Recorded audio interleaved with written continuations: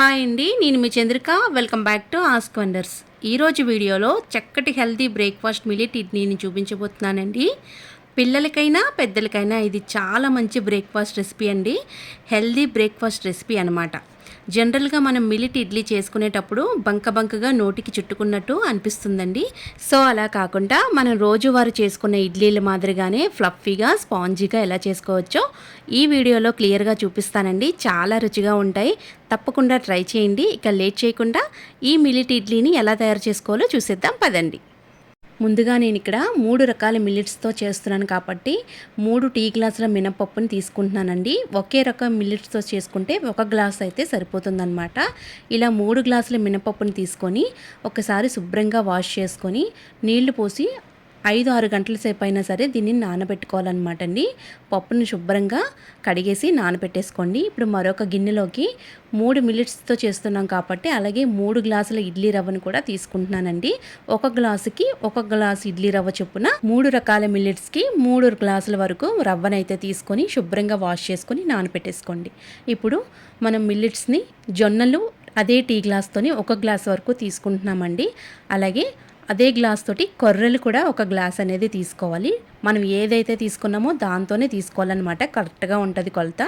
అలాగే అదే గ్లాస్ తోటి రాగుల్ని కూడా తీసుకొని వీటన్నిటిని కూడా మనం గ్రైండ్ చేసుకోవాలండి. రవ్వగాన బయట దొరుకుతాయి సూపర్ మార్కెట్లో మనకి రవ్వలు. దానికన్నా కూడా మనం ఇంట్లో చేసుకుంటేనే చాలా బాగుంటాయండి.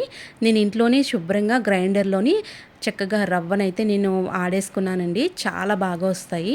ఇలా రవ్వగా చక్కగా మీరు ఇంట్లో మిక్సీ జార్లోనే రవ్వ చేసుకోండి. నేను 3 రకాలు కూడా చక్కగా రవ్వను తీసుకొని ఒకసారి శుభ్రంగా వాష్ చేయండి. వాటర్ అనేది యాడ్ చేసుకొని ఒకసారి శుభ్రంగా వాష్ చేసి మళ్ళీ తిరిగి వాటర్ పోసి ఈ మిల్లెట్స్ని కూడా 5 to 6 అవర్స్ వరకు మనం నానబెట్టేసుకోవాలండి. నేను ఇక్కడ కొర్రల్ని జొన్నల్ని రాగులతో చేస్తున్నాను అనమాట. మీరు ఏ రకం మిల్లెట్స్తో చేయాలనుకుంటున్నారో దాన్ని అయినా తీసుకొని చక్కగా మీరు క్వాంటిటీ పెంచుకొని తగ్గించుకొనైనా చేసుకోవచ్చు అనమాట. ఈక్వల్గా తీసుకుంటే మనకి ఇడ్లీలు అనేవి కరెక్ట్గా వస్తాయి అన్నమాట. ఇలా శుభ్రంగా మనకి రవ్వ అనేది నానిపోయిందండి 6 అవర్స్ తర్వాత.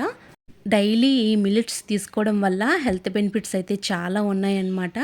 బరువు తగ్గాలనుకున్న వాళ్ళు ఈజీగా వెయిట్ లాస్ అవుతారనమాట.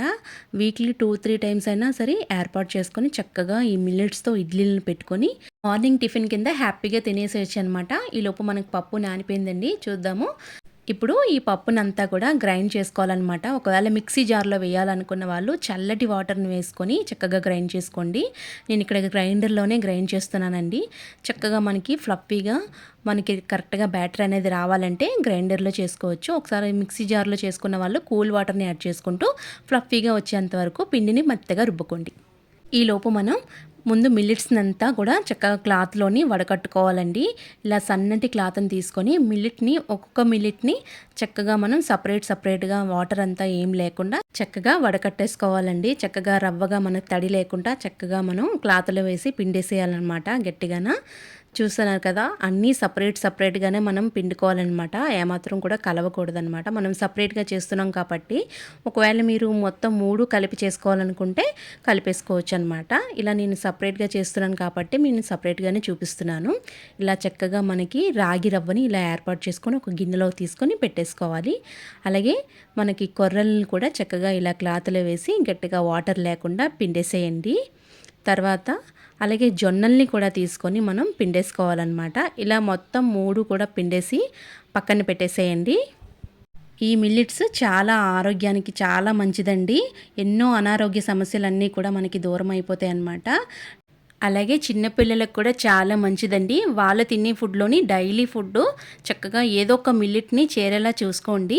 ఇప్పుడు మనం వీటన్నిటినీ కూడా చక్కగా వడపోసుకొని ఇలా సపరేట్గా పెట్టేసేయండి. ఇప్పుడు ఇడ్లీ రవ్వను కూడా నేను వడపోసి చక్కగా బ్యాటర్ని అయితే రెడీ చేసుకున్నాను అనమాట.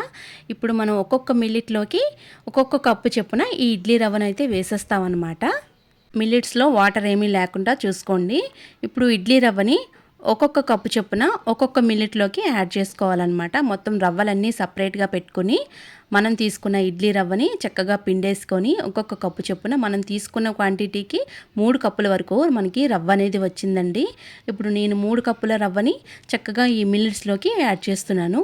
ముందుగా మనం గ్రైండ్ చేసుకున్న మినపప్పు బ్యాటర్ని కూడా చక్కగా మనకి ఇలా వస్తే సరిపోతుందన్నమాట. మెత్తగా ఇలా రుబ్బ పెట్టుకోవాలన్నమాట. ఒక గిన్నె కొలత తీసుకొని చక్కగా అదే గిన్నెతోటి 3 రకాల మిల్లెట్స్ తోటి సమానంగా మనం గిన్నె కొలత పెట్టుకొని వేసేసుకోండి. చూస్తున్నారు కదా, ఈ కప్పుతో నేను తీసుకున్నాను. కరెక్ట్గా మనకి సరిపోయేలాగా 3 కప్పులతోని మనం యాడ్ చేసుకుంటే ఇడ్లీ బ్యాటర్ అనేది కరెక్ట్గా వస్తుందన్నమాట. మనకి కొలతలు అనేవి చాలా కరెక్ట్గా ఉండాలండి. ఇడ్లీ ఫ్లఫీగా రావాలంటే చక్కగా మనం కరెక్ట్గా కొలతల్ని పాటించాలన్నమాట. ఇప్పుడు ఇలా 3 రకాల మిల్లెట్స్ని బాగా చేత్తోని చక్కగా పిసికేసి చక్కగా మనకి ఓవర్ నైట్ పులియబెట్టుకోవాలండి మాట. ఇది మనకి చక్కగా ఇదంతా చేత్తో బాగా పిసికేసి 3 రకాల మిల్లెట్లకి మూతలు అనేవి మనం ఏర్పాటు చేసుకొని చక్కగా ఎర్లీ మార్నింగ్ బ్రేక్ఫాస్ట్కి మనం రెడీ చేసుకోవాలన్నమాట. ఇలాగా బ్యాటర్ కన్సిస్టెన్సీ చూసుకొని చక్కగా ఉప్పు వేయకూడదండి. ఉప్పు వేస్తే ఇంకా పులిసిపోద్ది అనమాట. మనకు ఉప్పు వేయకుండానే చక్కగా దీన్ని మనం ఫర్మెంట్ చేసుకోవాలన్నమాట. 6 to 8 అవర్స్ వరకు దీన్ని ఫర్మెంట్ చేసుకుంటే సరిపోతుంది. ఎర్లీ మార్నింగే మూత తీసి చూద్దామండి. చక్కగా మనకి చూసారా ఎంత బాగా ఫర్మెంట్ అయిందో చూసారు కదండి. చక్కగా మనకి 3 బ్యాటర్స్ కూడా చక్కగా మనకి నీట్గా ఫర్మెంట్ అయ్యాయండి. ఇప్పుడు తగినంత ఉప్పు కూడా మనం ఇందులోకి యాడ్ చేసుకొని బాగా ఒకే యాంటీ క్లాక్లో ఒకే డైరెక్షన్లో మనం గరిటె పెట్టి తిప్పాలండి. ఎందుకంటే హెయిర్ బబుల్స్ అనేవి మనకు ఉంటాయి కాబట్టి చక్కగా అవి పోకుండా ఒకే డైరెక్షన్లో కొంచెం వాటర్ యాడ్ చేసుకొని ఇడ్లీ బ్యాటర్ కన్సిస్టెన్సీ వచ్చేంత వరకు చక్కగా మనం గరిటెతో పెట్టి 3 మిల్లెట్స్ని చక్కగా కలుపుకోవాలన్నమాట. ఇలా 3 మిల్లెట్స్ని బాగా కలుపుకునేటప్పుడే బ్యాటర్ కన్సిస్టెన్సీ అనేది చూసుకోవాలన్నమాట. ఇడ్లీ స్పాంజీగా రావాలంటే కరెక్ట్గా బ్యాటర్ కన్సిస్టెన్సీ ఇలా ఉండాలన్నమాట. చూస్తున్నారా, నేను 3 బ్యాటర్ని చక్కగా మనం కలిపేసుకుంటున్నాం అనమాట. మీరు యాడ్ చేసుకోండి. వాటర్ కొంచెం గట్టిగా బ్యాటర్ గట్టిగా ఉన్నట్లయితే కొంచెం వాటర్ యాడ్ చేసుకోవచ్చు అనమాట.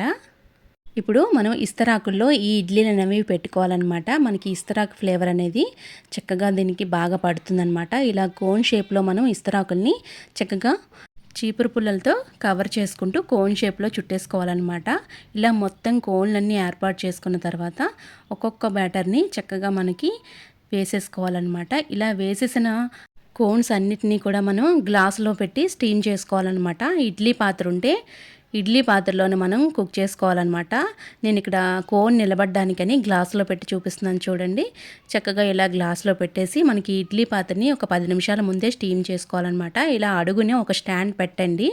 తర్వాత దాని మీద కాస్త మూత పెట్టండి. మీరు వాటర్ వేయడం మర్చిపోకండి, నేను చెప్పడం మర్చిపోయాను. వాటర్ కూడా యాడ్ చేసుకొని చక్కగా దాని మీద ఒక స్టాండు ఒక ప్లేటు పెట్టుకొని కోన్స్ అన్నిటినీ కూడా చక్కగా ఇలా పెట్టేసి 10 నుంచి 15 నిమిషాల వరకు దీన్ని కుక్ చేసుకుంటే మనకి ఇడ్లీలు అనేవి చాలా ఫ్లఫీగా స్పాంజీగా రెడీ అయిపోతాయి అన్నమాట. నేను 15 నిమిషాల తర్వాత చూపిస్తున్నాను. చూసారా ఎంత చక్కగా మనకి మిల్లెట్స్ ఇడ్లీ రెడీ అయిపోయాయో. చాలా బాగా వచ్చాయండి ఇడ్లీలు. ఒకటి తీసి చూపిస్తున్నాను చూడండి. నేను తీసే ఇడ్లీ రాగి ఇడ్లీ అనమాట. మిల్లెట్స్తో చక్కగా మనం చేసుకున్నాం కాబట్టి చాలా హెల్తీగా తినేసేవచ్చు. మనకి నచ్చిన చట్నీలతో సర్వ్ చేసుకుంటే ఈ మిల్లెట్స్ ఇడ్లీని అనేవి చక్కగా ఎంజాయ్ చేయొచ్చు అనమాట. నార్మల్ ఇడ్లీలా కన్నా ఈ ఇడ్లీలనే మీరు ఒకసారి ట్రై చేసుకొని తిని చూడండి, చాలా బాగా వస్తాయి. డైలీ తినాలనిపించేలాగా నేను చేసి చూపించాను. చాలా బాగా వచ్చాయండి. ఒకసారి ట్రై చేయండి. మీరు ట్రై చేసి మీకు ఎలా కుదిరిందో నాతో కామెంట్ సెక్షన్లో కామెంట్ చేయండి. ఈ వీడియో మీకు నచ్చినట్టయితే లైక్ చేయండి, షేర్ చేయండి. మీ అమూల్యమైన ఫీడ్బ్యాక్ని కామెంట్ సెక్షన్లో కామెంట్ చేయండి. మరిన్ని వీడియోస్ కోసం మా ఛానల్ని సబ్స్క్రైబ్ చేయండి. Thank you for all.